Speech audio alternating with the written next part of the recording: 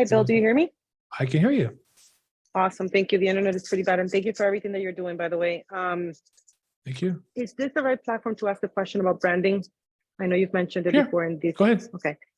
So I'm having a We're not little talking bit of about a branding challenge. cattle or ourselves, or branding in marketing sense, right? Marketing in marketing sense to probate attorneys. And I've been watching anyone going Yosemite. through the process. I've been watching Yosemite, which has been about branding cattle. So when you said branding, I wasn't sure. Go ahead. It's a joke. Okay. So one of the challenges I'm facing is I'm in the process of rebuilding my website, and I want to make it so that I have a specific section on how I specialize in probate. I've had really good success with a lot of attorneys and getting referrals from them. And that's the challenge I'm facing. I mean, I'm thinking of going with what you have proposed or recommended in the past, of having something related to transitions and life transitions in where I'm at.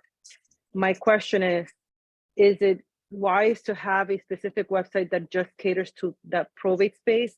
Or do you find it that it dilutes what I do if it's part of a main website where it covers up the other areas I specialize in or I work in?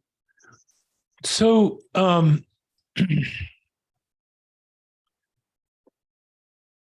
it really depends on, it's a tool. When you say, well, how should my website look?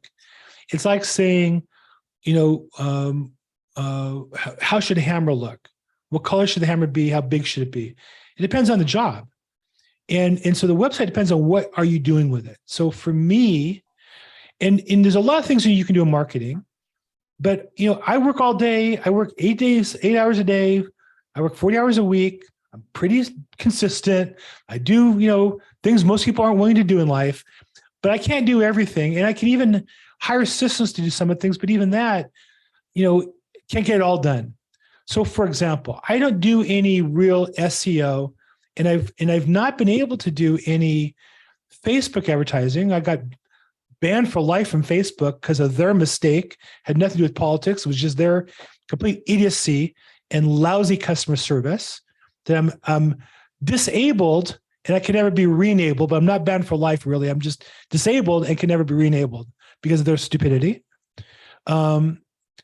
And I can't really run Google ads the way I'd like to, because you can't really target your database in Google with ads unless you get to a certain spend that I'm not going to get to.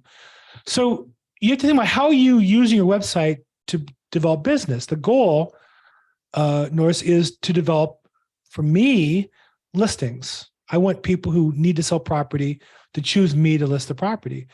So for me, the best source of that has been to drive them to either talk to me in a one-to-many format, which has been video Zoom calls, or YouTube, video recordings and topics they want to hear about. And so your website, my website then, is more of a repository of resources that I use, kind of like a fancy business card. So when somebody says, oh, well, tell me about that, I can send them a link, and the link happens to be on my website. So when they're done getting the information they want, they might click around to look at other things on my website. It's not a major source of my business.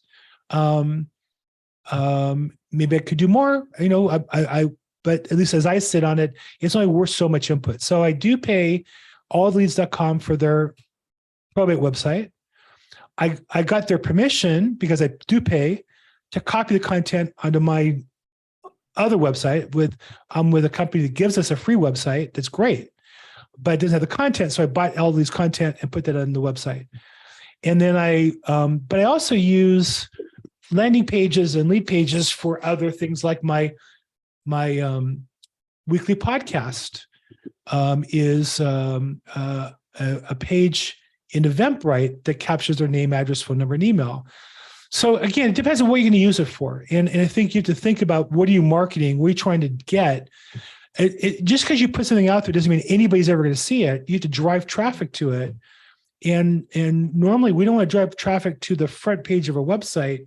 You want to drive traffic to some page in particular that both gives them what they're looking for and gives you, if they're excited enough to share with you, their information.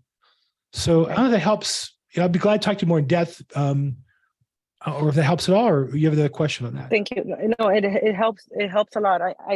The purpose of the website was really to provide answers content, valuable content, whether it's videos or facts, about what the probate process looks like. And Mhm. for attorneys, I was going to just share testimonials from other attorneys that I'm working with and how we make it easier for them. So that was So really the purpose of that, and start promoting it a lot but when I go to community events and I meet attorneys in networking events. yeah, but I think rather than so if your main website is about selling houses and buying houses and all that, because you also do that, you Yes, might link when you send a link to the attorney, give them the link to the testimonials from attorneys or link to something specific on your website. And while they're there, they'll punch around and they'll call you back and say, hey, by the way, notice I'm thinking of buying a house here. Can you help me with that? So they're on your website already. But I think rather than got it. point them to your main domain, you want to send a link to the particular content that you want them to see. Got it. Okay.